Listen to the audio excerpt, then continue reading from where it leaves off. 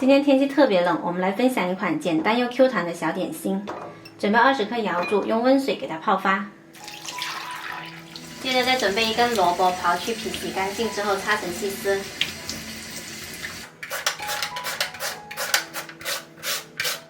刨成丝了之后呢，加一勺盐，给它拌匀，杀出水分，大概腌个20分钟左右。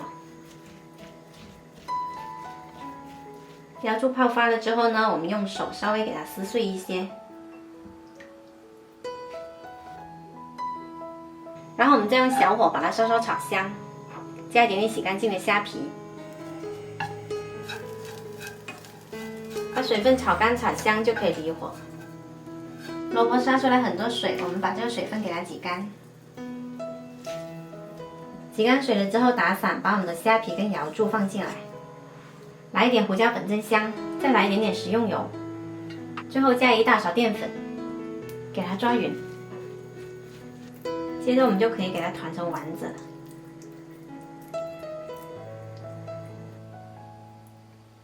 全部做好了之后呢，就可以冷水上锅蒸12分钟。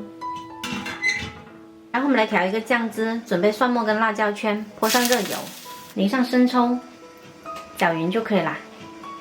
时间到可以出锅啦。一个个晶莹剔透的，特别好看。上桌前来个葱花点缀一下，看起来会更水灵。吃的时候呢，我们可以蘸着酱料吃，一口一个，特别过瘾。